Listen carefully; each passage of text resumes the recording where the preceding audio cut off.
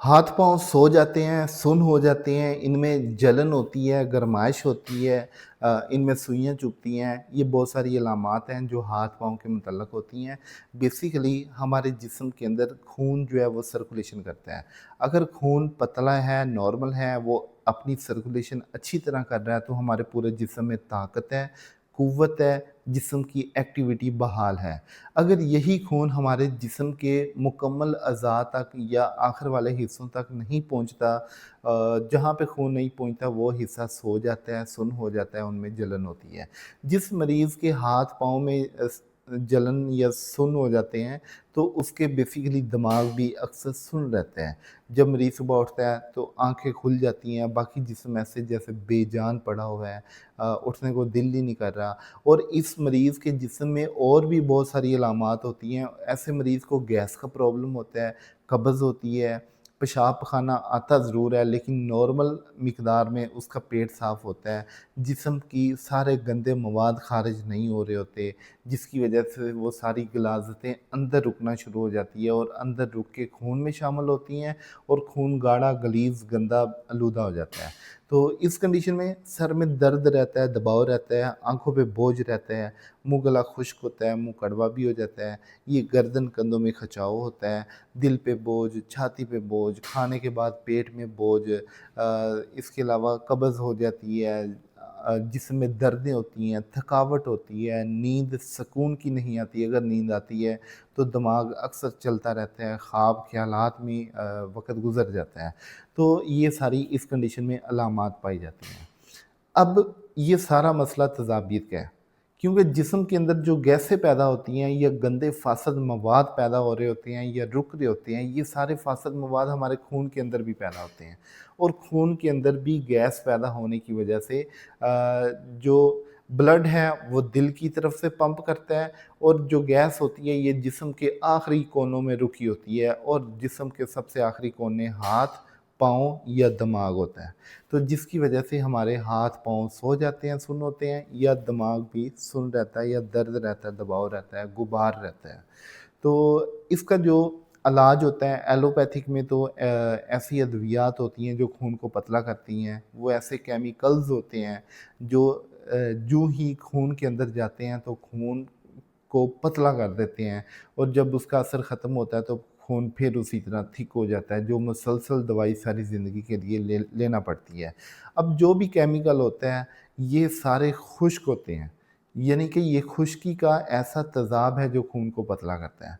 तो अब जो हमारा तरीका है, जो इसका अच्छा तरीका इलाज है, उसमें हमने जिस्म के अंदर गंदे फ़ासिद मवाद के अखराज में बहाली करना होती है, जिससे हमारे जिस्म के गंदे फ़ासिद मवाद खून के अंदर रुके हुए हैं, जिस्म के अंदर रुके हुए हैं, पेट के अंदर रुके हुए हैं, गुर्दों के अंदर रुके हुए हैं, मसाने के अंदर रुके हुए हैं। जब इनका अखराज अच्छी तरह होना शुरू हो जाता है, हमारी बॉडी की फ़िल्ट्रेशन एक्टिव होती है, जिस्म के जो क़ुव्वत ख़ारिजा है वो एक्टिव होती है, तो सारी गंदगी निकलती है, पेशाब पखाने की सूरत में जिस्म नॉर्मल होता है और हम हमारे जो खून है वो ऑटोमेटिक गंदगी निकलने के साथ-साथ वो पतला हो जाता है।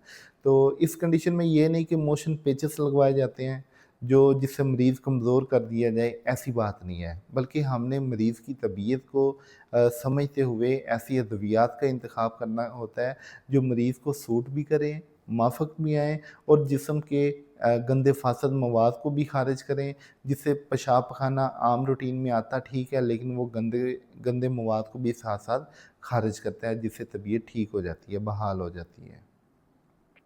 अब बात करते हैं कि लोगों को अक्सर बाद को ये हाथ-पाँव ठंडे हो जाते हैं, बाद के हाथ-पाँव में गरमाइश होती है या जिस्म में गरमाइश होती है। देखिए, इसका तल्लुक भी इसी हमारे खून में रुकने वाली गैस के साथ है। अगर गैस नॉर्मल है, हवा की तरह है या ज़्यादा बदबूदार स्मेल वाली नहीं है, तो फिर हमारे हाथ-पाँव सो जाते हैं, सुन्न हो जाते हैं, ठंडे हो जाते हैं। अगर इसी गैस के अंदर या हमारे जिस्म के अंदर खुश्की तेज़ाबियत के साथ-साथ गर्मी भी बहुत ज़्यादा हो तो फिर यही गैस ज़हरीली हो जाती है। यही गैस चुभने वाली हो जाती है, जिससे हमारे हाथ-पाँव में ये चुभती है रुकी-रुकी, हाथ खुश्क हो जाते हैं। ہم تیل بھی لگاتے ہیں، آئل بھی لگاتے ہیں، تو پھر بھی تھوڑی دیر بعد دیکھتے ہیں ہاتھ ہمارے خشک ہو جاتے ہیں۔